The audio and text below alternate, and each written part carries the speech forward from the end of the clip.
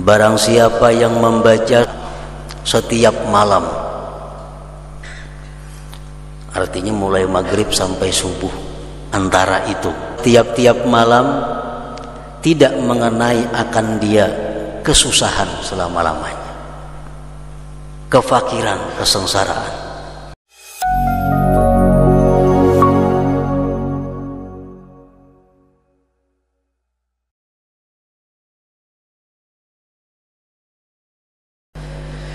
Para muhibbin rahimakumullah, as-sadisu wal khamsun min suwaril Quran, suratul Waqi'ah,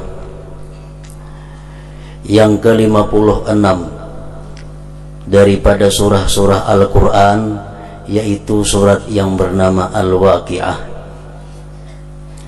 Makkiyatun, surat Waqi'ah ini diturunkan di Mekah. Wa ayatuha, dan ayat-ayatnya Sittu wa tis'un, berjumlah 96 ayat. Bismillahirrahmanirrahim. Idza waqa'atil waqi'ah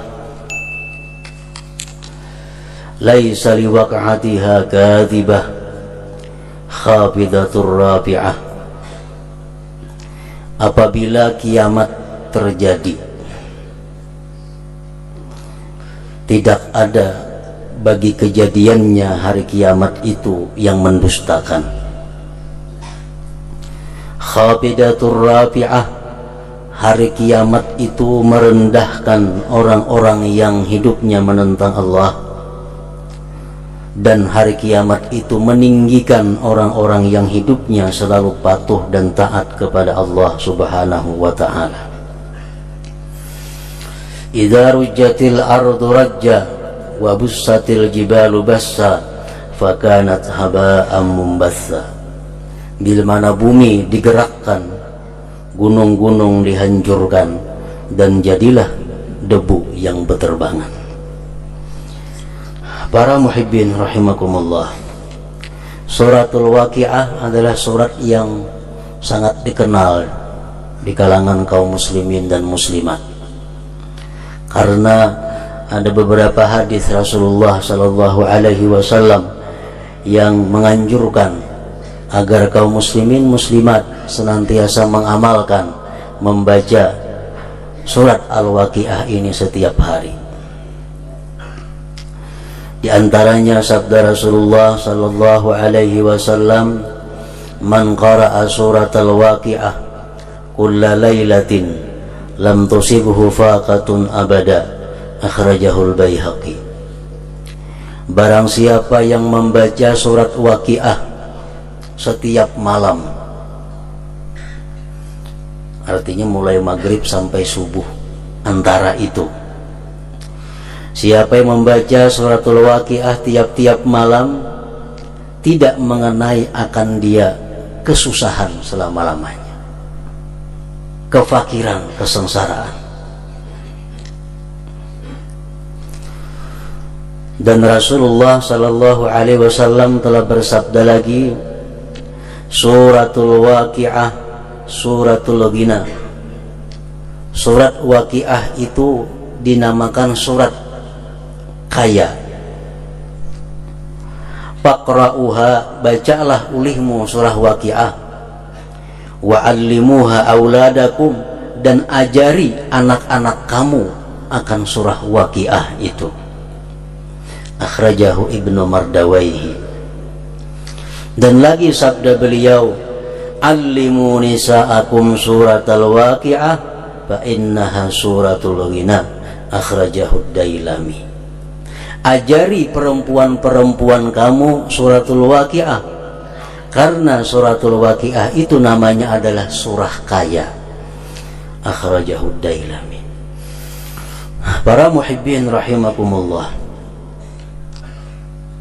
Al-Imamul Ghazali menerangkan bagaimana mestinya kita membaca surat Al-Waqi'ah itu supaya benar-benar mencapai sasaran seperti apa yang disampaikan oleh Rasulullah sallallahu alaihi wasallam tadi. Di situ beliau mengatakan bahwa setiap kali kita membaca surat Waqiah, yang perlu kita perhatikan adalah niatnya. Jangan sampai kita membaca surat Waqiah itu agar diluaskan Allah rezeki. Jangan sampai kita membaca surat Waqiah itu dengan niat supaya diberi Allah kekayaan. Kalau demikian halnya, berarti kita menukarkan kalam Allah dengan sesuatu daripada dunia yang sangat hina. Nah, beliau Al-Imam Al-Ghazali menjelaskan bahwa ada dua niat yang patut sebelum kita membaca surat Al-Waqiah itu. Pertama adalah niat kita membaca surat Al-Waqiah itu menjunjung perintah Allah Subhanahu wa ta'ala atau perintah Rasul sallallahu alaihi wasallam. Menjunjung perintah Allah dan Rasulnya dengan harapan diberikan oleh Allah sifat qanaah dan kaya hati. Ini yang pertama, salah satu di antara dua niat membaca suratul Waqiah. Membaca suratul Waqiah niatnya menjunjung perintah Allah dan Rasul dan berharap diberi Allah sifat qanaah atau ghinal qalbi, kaya hati. Nah, bila demikian kita membaca suratul Waqiah, maka kita akan mengenai sasaran sebagaimana yang disampaikan oleh Rasulullah sallallahu alaihi wasallam tadi. Yang kedua, boleh juga kita niatkan membaca suratul Waqiah itu dengan niat menjunjung perintah Allah dan Rasulnya dan berharap dimurahkan, diluaskan oleh Allah rezeki yang halal untuk bekal ibadah dan takwa kepada Allah Subhanahu wa ta'ala. Ada dua macam itu cara niatnya. Jangan sampai kita membaca suratul Waqiah agar dikayakan oleh Allah harta benda, diluaskan rezeki. Jangan sampai di situ. Tapi hendaknya diteruskan. Kita baca suratul Waqiah niatnya karena Allah dan agar atau supaya Allah berikan keluasan rezeki yang halal agar bisa menunaikan ibadah dan takwa kepada Allah Subhanahu wa ta'ala. Nah, demikian niat yang bagus, niat yang akan menambah pahala dalam membaca suratul Waqiah tadi.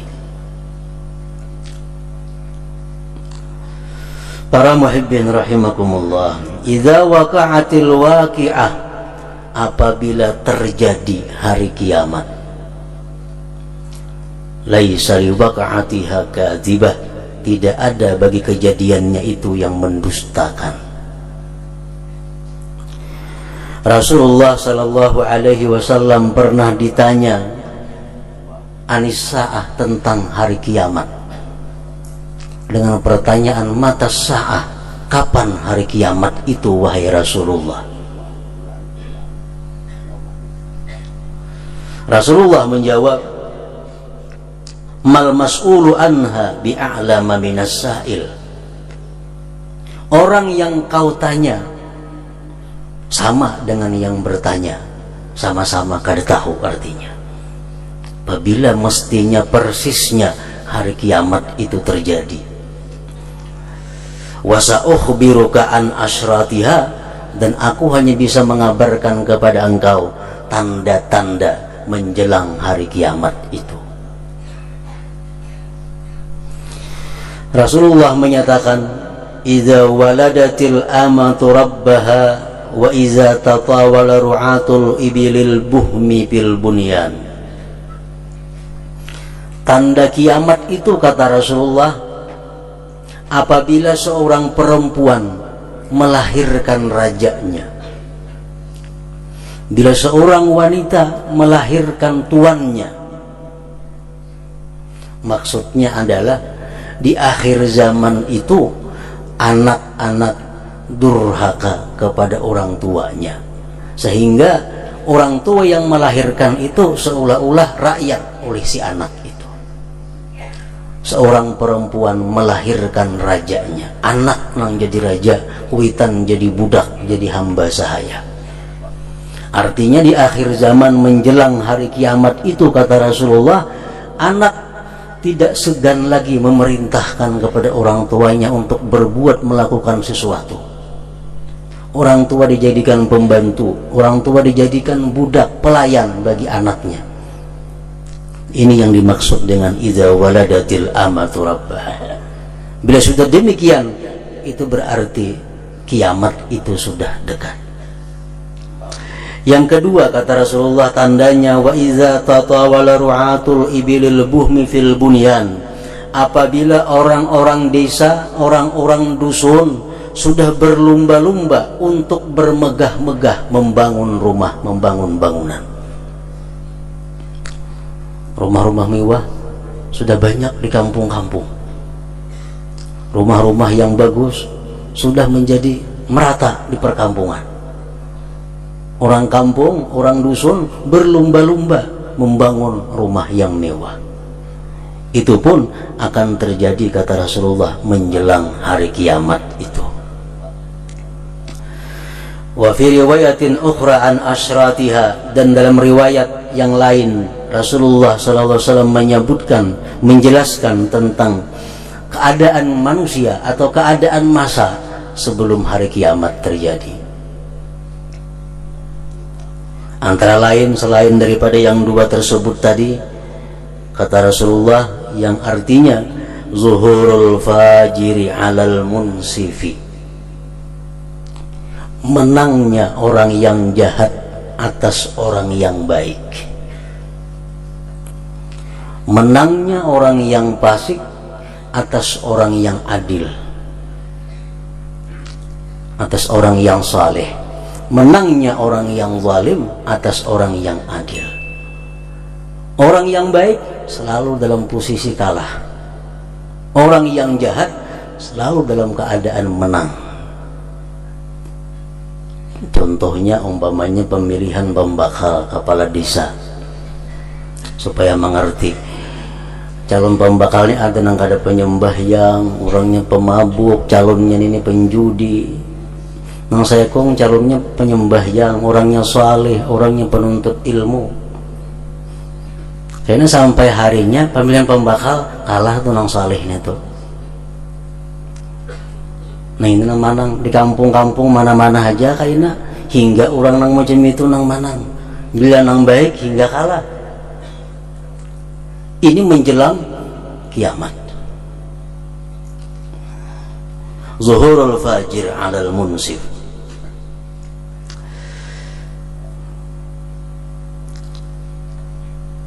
Kaunul amanati wa kaunul amanati maghnama. Kata Rasulullah lagi, menjelang hari kiamat itu keadaan amanah itu dianggap satu keberuntungan. Amanat dianggap satu keberhasilan, dianggap satu keuntungan. Orang diberi amanah, orang dititipi sesuatu, dianggap dia untung. Misalnya kita diandaki orang, jurang lah umpat maandak na sepeda motor, aku nak keluar, aku nak berjalan, umpat maandak lah aku sepeda motor, merasa untung diandaki orang sepeda motor itu. Padahal ini adalah amanah. Mestinya diandaki amanah itu waspada dan hati-hati, agar jangan sampai menyalahkan amanat yang dititipkan oleh orang itu. Kedudukan, pangkat, jabatan itu amanah. Begitu naik pangkat, dia gembira, menganggap ini keberhasilan, keberuntungan, untungnya naik pangkat. Ini manusia-manusia yang hidupnya menjelang hari kiamat. Wa kaunul amanah maghnama. Keadaan amanat itu dianggap satu kemenangan, satu keberuntungan. Beliau menjelaskan lagi tentang tanda-tanda kiamat itu, wasultanun nisa. Raja-raja sudah mulai ada perempuan-perempuan yang jadi raja. Kepala desa sudah ada bini-bini, kayaknya camat ada bini-bini, bupati ada bini-bini, gubernur ada bini-bini, presiden ada bini-bini, semuaan bini-bini kayaknya. Wasultanun nisa.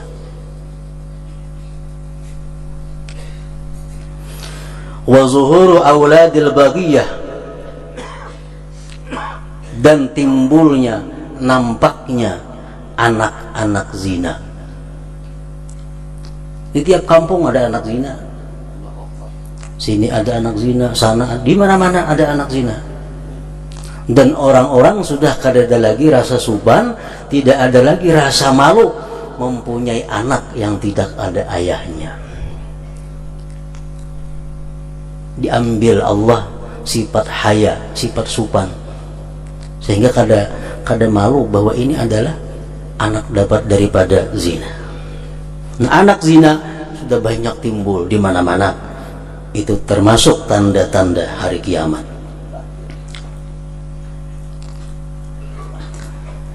Wa fusuwul ainah, tersebarnya kelakuan atau praktik ribawi. Riba mulai di perkotaan sampai di paling dusun sudah masuk riba. Dulu orang kampung dusun kadang mengenal riba, mau tangi duit lillahi ta'ala, mau tangi maniru gaya orang kota, orang kampung umpati bila berhutang 1.000 bayar 2.000. Nah, pusungul aina, di mana-mana sudah merata riba itu.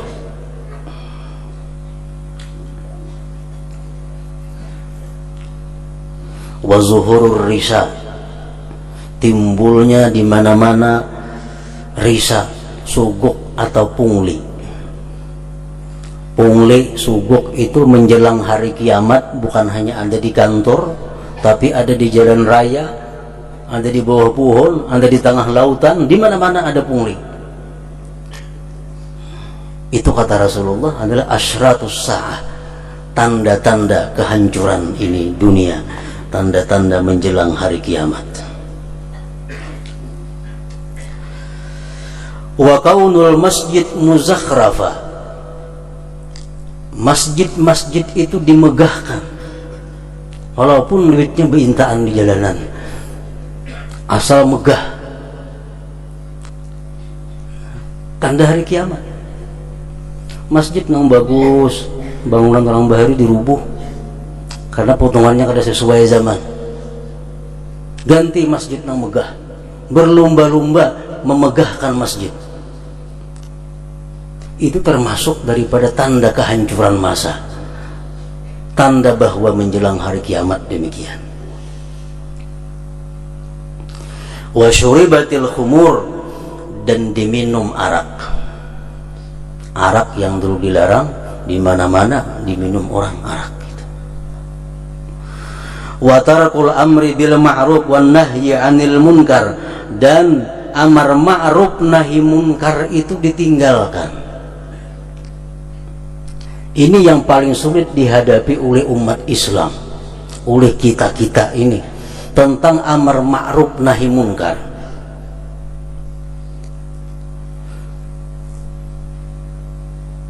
Kita melihat banyak kejadian-kejadian yang cukup menyedihkan kita, antara lain umpamanya orang-orang tidak mau melakukan amar ma'ruf nahi munkar hanya dengan alasan adalah itu hak asasi dia sebagai manusia.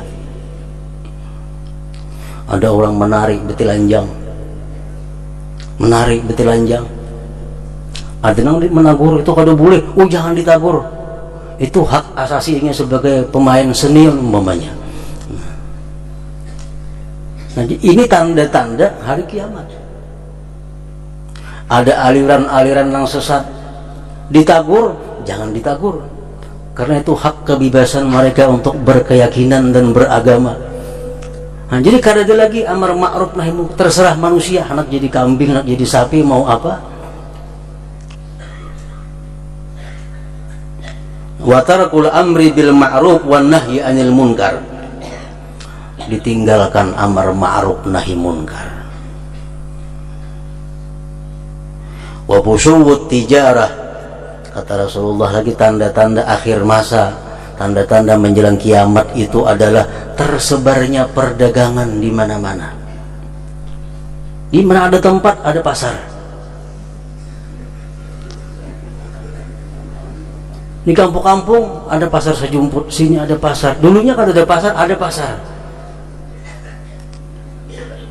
Wa busyuwut tijarah. Di mana ada kesempatan ada pasar.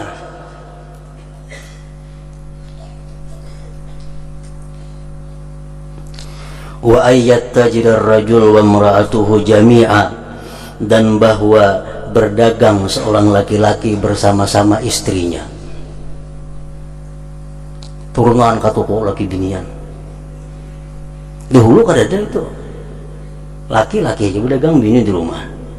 Kalau menjelang hari kiamat, nang bini berdagang, nang laki berdagang. Kedua-duanya sibuk berdagang. Wa ayyattajira ar-rajul wa imra'atuhu jami'a, bahwa berdagang laki-laki dan perempuan kedua-duanya.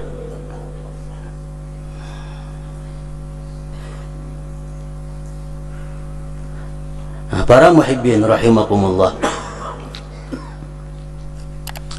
itu sebagian daripada tanda-tanda, dari sekian banyak lagi tanda-tanda yang menunjukkan kerusakan zaman, yang artinya bahwa kiamat itu sudah dekat. Idza waqa'atil waqi'ah laisa liwaqa'atiha kadhibah.